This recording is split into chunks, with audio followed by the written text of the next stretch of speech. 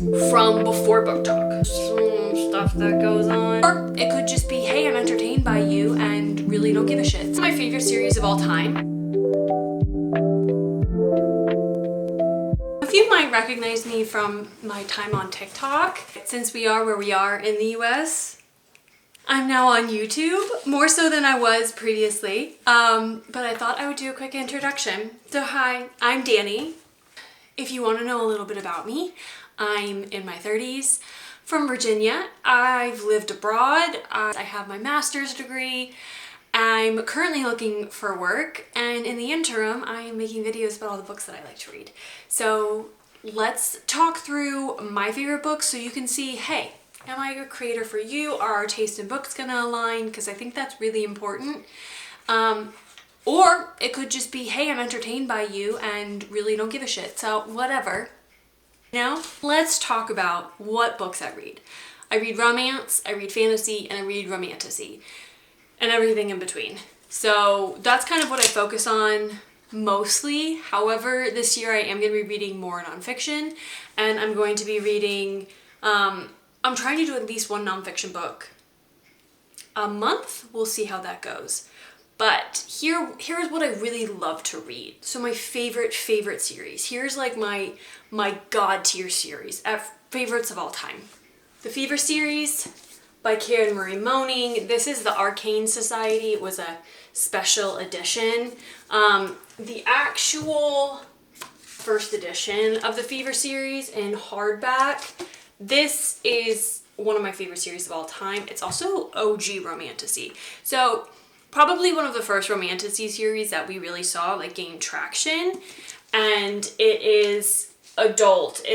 Does feature Michaela Lane is 23 years old when you first meet her, and Jericho Behrens is a few years older. And it's essentially about Michaela Lane. She goes to Dublin to find out who murdered her sister, and when she's there, discovers that she can see the FAV. Not everyone can, and she is a she-seer. And not only can she see the FAV, but she can fight them. And she discovers that the FAV are up to some shenanigans in Dublin, and she's trying to figure out what they're up to and how to stop them. This is one of my favorite series of all time. I talk about this endlessly. It is very philosophical almost in the way that it's written. Like, there are just some things in here that have stayed with me. Like, can't eviscerate essential self. Hope strengthens, fear kills. There's something Jericho Behrens says about how everyone wants freedom, not a lot of us have it. And like, there's just more responsibility that comes with it than you might think. Like, there's just so much nuance in here and philosophy woven in, and it's very Celtic in the way that the lore is presented. I adored this series. I think the world building in here is immaculate, but what this series is really about is character development. I could do an entire video essay on the character development in this book, because when you meet Michaela Lane, she is annoying. She is so annoying. She is the most annoying character you're ever gonna meet. She's 23, she's blonde, she's ditzy, doesn't really care about other people, doesn't really care about anything. And then her sister dies, and she's thrust into this world where all of a sudden it doesn't matter what she looks like, it doesn't matter what privileges she was previously given, now she's gotta fight in a world where she doesn't know the rules anymore. It's so good. But you have to see what she starts out with and what she becomes, and it is literally a masterclass in character development. I love this series with my whole heart and chest. Okay, now that the entire top shelf of my bookshelf is in my lap, these are my favorites from childhood, like the books that I grew up reading and just didn't stop reading. The first being the Song of the Lioness series, Alana. This is the perfect YA series, in my opinion. It was written in the 80s. It stands the test of time. The whole story is that Alana is a twin, and she wants to be a soldier. She wants to be a knight, and her brother wants to be a magician. Alana is a woman. She's a little girl. So she devises this plan that she is going to switch places with her brother. Her brother's going to go to magic school. She's going to go to become a soldier, and no one's going to be the wiser because they're twins and they can do that. So she pretends to be a boy for like the entirety of her adolescent life, at least. And she learns how to be a soldier. Her brother is off learning magic. And then she becomes the first woman knight of the realm.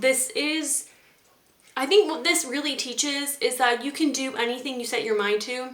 And it also is kind of teaches to be like, the patriarchy is so clearly described in this, but she has a goal and she does what she has to achieve that goal and to become the best of the best no matter what. This series is, I reread it a few years ago after not reading it for I think a decade or so, and it stands the test of time. It's amazing, incredible, everything. If you have a youngin', I recommend giving this to them, no matter if they're a boy, girl, or anything in between. This is an incredible series. I think everyone should read it. Okay, the book series that really got me into reading though was Aragon by Christopher Paolini. If you don't know the story of Aragon, he's a young boy and finds and discovers a dragon's egg, and the dragon hatches for him, which hasn't happened in a long time. Galbatorix is this evil ruler of their land, and he took over a long time ago, and he's one of the last dragon riders essentially, and he killed all the other dragon riders so that no one could be his competition. And Aragon is now on the run with Saphira, his dragon, and he's meeting all of these people who are trying to help him and who are trying to really like him and help him to become what he needs to become to be Galbatorix. I don't know if you can tell, but I have tape here on the side. This book is so beat up because I have read it so many times. It's got like stains.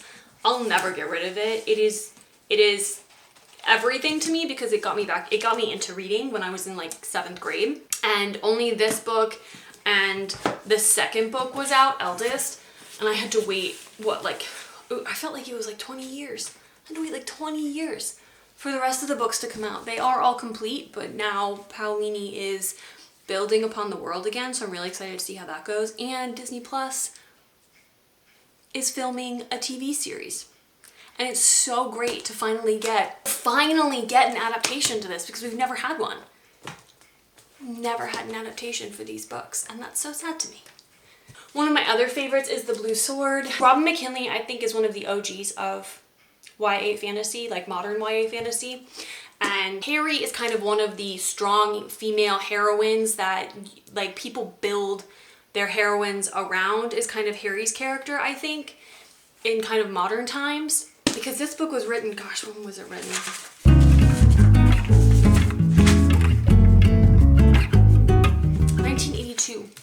1982. Not that that's that long ago, but you know, it's a decent enough amount of time ago. Harry is living with colonizers. It's kind of the last outpost of the Homelander Empire. Kind of by accident. She is like asleep in her bed, and all of a sudden she hears this like calling, and it calls her to go out into the desert. And when she does, she's kind of kidnapped by the king of Istan. Kind of realizes that she has what's called the gift, and it influences his gift, like triggers it for him. And so he basically kidnaps her, brings her to Istan, and she has to like learn the language, the culture. She trains for a series of trials, and then she kind of becomes one of them and ends up saving the land. Spoiler alert. But this is also like rebelling against colonizers, essentially, because she is in sync with these native peoples that are like the trees and the elders, and she's more in sync with them, and she's fighting to protect them basically. Even though she's kind of like part of the colonizers, she's fighting against their like colonization. She's fighting against the colonizers, and she eventually in the second book ends up falling in love with the heir, not the heir to the throne, but he wants to take the throne essentially and get rid of the evil king, establish a more egalitarian system. Really good. 10 out of 10 recommend.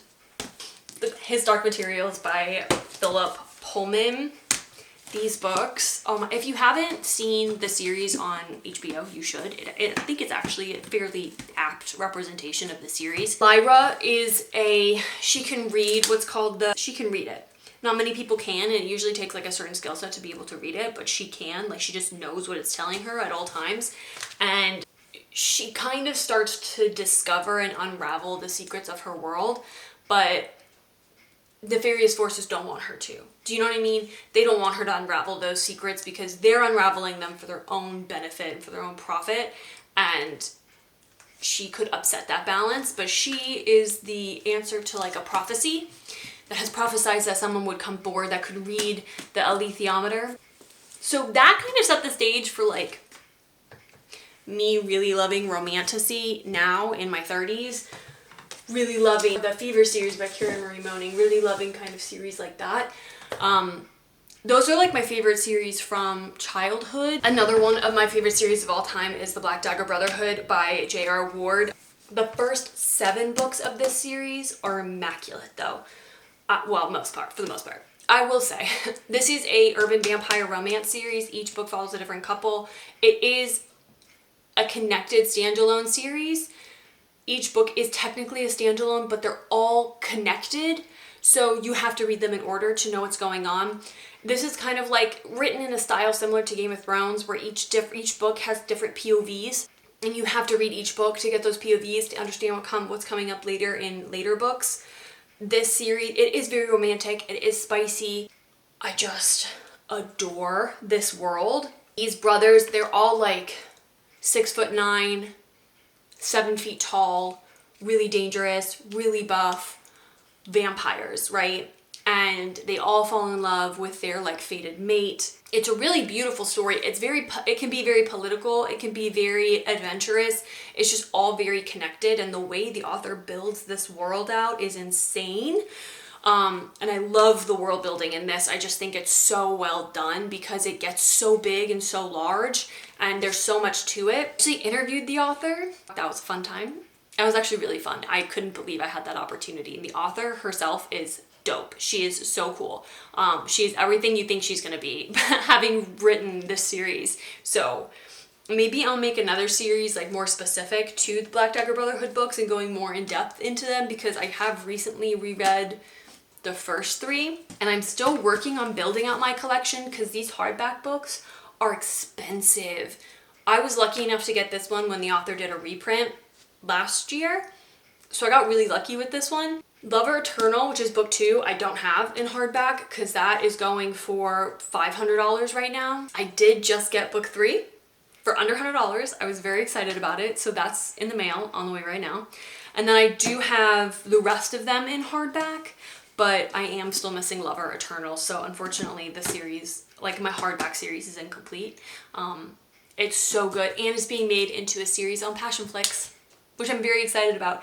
And honestly, kind of manifesting that I am invited to the red carpet and I could do interviews on the red carpet. I think that would be sick. That would be so cool. I would love that, manifesting that. Knock on wood. Another one of my favorite series of all time, this is historical romance. Lisa Kleypas, the Wallflower series. It does technically start with Secrets of a Summer Night, which is Annabelle and Simon. I mean, look at that. Isn't that gorgeous? Yes, I did spend a lot of time getting hardbacks of this. It's probably Victorian era, but we're following 4 young girls who are in London society. They each, for individual reasons, need to find a husband, but they're all wallflowers and they've been in society for long enough that it's kind of like, why haven't you married? And each one has a different reason. Either they're broke, in Lily's case, headstrong. In Evie's case, broke, also. And in Daisy's case, picky. I will say you do get problematic things in these books. For example, in the original thing of It Happened One Autumn, Lily is drunk the first time they have relations, which, not good, not good. And we know that now. And Kleypas, I think, went in and changed it, actually, so that doesn't even happen anymore, which I think is great. That one doesn't have anything fun on the back. Neither does that one. This one does, though. Again, The Magic is a prequel to it, and this is Marcus's sister, right? Is this one. And this is a second chance romance. Second chance romance, she had to kind of deny him, reject him, because her father found out that they were together. She pushes him away, and he is destitute and leaves, goes to America, makes his fortune, comes back to get revenge on her, and they fall in love again. It's phenomenal. Anyway, I love this series so much. Cannot recommend it enough, but do go in knowing these were written a long time ago and problematic aspects might exist. Probably do exist if you get the older editions. If you get the newer editions, I believe Kleypas has written them out, which is, I think, pretty great. So. Another historical romance, but this is Scotland, is Julie Garwood. It's interconnected. They're kind of in the same world, but they're not like really connected because they just exist in the same world. The Bride by Julie Garwood. Ransom is one of my all-time favorites. And then also The Wedding and The Secret. These are Scotland, 1200s, 1300s. You're following essentially, it's very formulaic in that you're following basically this, the heroine, whoever she is, feisty, determined, and a Scottish Highland laird who is protective, overbearing, immediately falls in love with her. Gillian escapes a really horrible situation where she's being abused and she manages to save a laird's son. So she manages to save a laird's son, but he wasn't who he said he was. So they thought he was another laird's brother, but instead he was a different laird's son. It's kind of confusing. She saves him, goes back to the Highlands, claims to be Broddick's bride, and then Broddick comes and he's like, "You're not my bride." And she goes, "I know, but I do have your godson." And because she saved his godson and claimed to be his bride, he's like, "Okay, well, you're mine now." This, basically, you get the same story in all of them, kind of. They are formulaic, but they're so good. And some of my favorite reads of all time, very formulaic, very comforting. Final one, because I think after this you'll get the gist. The Bell Brothers series by Sierra Simone. These are the original covers when they were indie published. They are traditionally published now by Bloom Books, so they do have different covers now. But these are just the covers I have. Bloom, if you want to send me the new ones, you're welcome to. Just throwing that out there. But our interconnected standalone series, they're very spicy. These are erotica, so keep that in mind, okay? They're not like for the faint of heart. In this one, we're following Father Tyler Bell. He is a priest. He meets Poppy. There's a lot of sexual chemistry there. They do end up having an affair. Then you can read Midnight Mass, which I really enjoyed. This was just a little novella about Poppy and Father Tyler Bell. Dinner is Sean Bell, the oldest Bell brother, I believe, and he falls in love with his best friend's younger sister. Age gap. The younger sister of his best friend, she wants to become a nun. Yeah, she wants to become a nun. And she's like, "Hey, I want to know what kind of physical pleasure is before I go to the nunnery." So he helps her with that and they fall in love. And the final one that's out right now, we are still waiting on 2 more books, is Saint. And this is the best one. I'm sorry, it is. Like, you can have different favorites, but this is the best one. This follows Aiden and Elijah. Elijah is Sean's best friend. Yeah, Elijah is Sean's best friend. And also Sean's brother is Aiden's ex. And Aiden is, when we get back together with Aiden, when we first meet him in this book, he is a monk in a monastery, and Elijah is doing a story on the monastery in a relationship with another man at that time, and goes to the monastery to kind of live there, to learn more about like what they're doing there and like the things that they're like making. They're making beer there and stuff.